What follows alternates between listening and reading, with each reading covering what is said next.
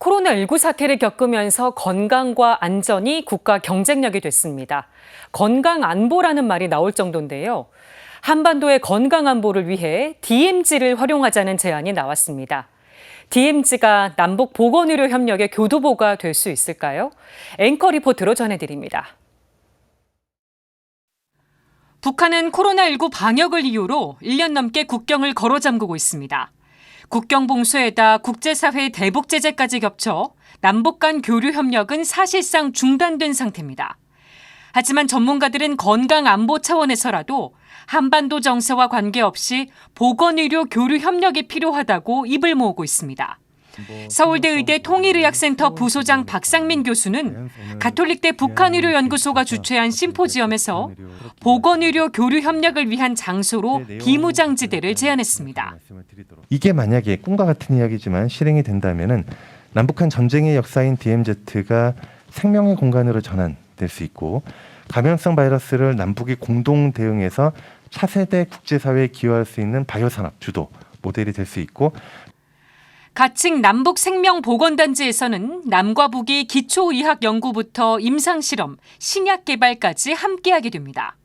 R&D가 산업으로도 연계되고 산업에서 이루어진 부분들이 임상에서 임상연구 실험으로도 이어지게 되면서 의료기기 복합단지에서는 적정기술 관련된 부분을 개발을 하고 국립암센터 황남희 개광 교수도 DMZ에서의 보건의료 협력 가능성을 긍정적으로 전망했습니다. 남한의 국민도 동의하고 거기에 따른 어떤 타당성과 수용성을 가질 수 있으면서 북한의 어떤 주민의 삶의 질도 높이면서 평화 통일에 기여할 수 있어야 하려면 남북이 접경지대에서 나타날 수 있는 문제에 대한 부분, 이러한 부분은 과거의 인도적 지원이 아닌 어떤 그 개발 협력, R&D라든가. 북한은 지금까지 코로나19 확진자가 없다고 주장하며 방역에 총력을 기울이고 있습니다. 하지만 코로나19 사태가 길어질수록 어려움이 가중될 것으로 보입니다. 백신 분배를 위한 국제협력체 코백스를 통한 백신 공급도 지연되고 있는 상황. 황 교수는 민간단체를 통한 교류 협력 필요성도 언급했습니다.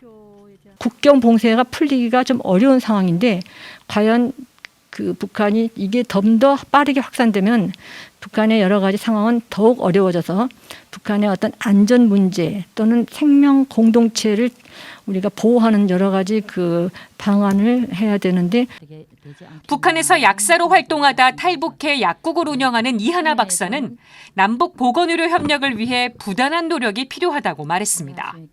북한이 남한이 이런 시스템에 가자면 정말 멀고도 험하고 강고하지만은 그럼에도 불구하고 우리는 하나 되기 위해서 진짜 부단하고도 지속적으로 노력해야 된다고 생각합니다. 심포지엄을 개최한 가톨릭대 북한의료연구소는 2019년 4월 문을 열었습니다. 연구소는 개성공단에서 부속병원을 운영하고 남북 공동연락사무소에서 의무실을 운영하며 남북 보건의료 교류 협력에 참여한 경험이 있습니다. 가톨릭대 북한의료연구소는 남북 보건의료 협력과 발전을 위해 지속적인 연구와 노력을 이어갈 예정입니다. 저희가 좀 더 내실 있고 창의적인 그런 연구소와 또 좋은 사업들을 이끌 수 있도록 많은 지도와 협조를 바랍니다.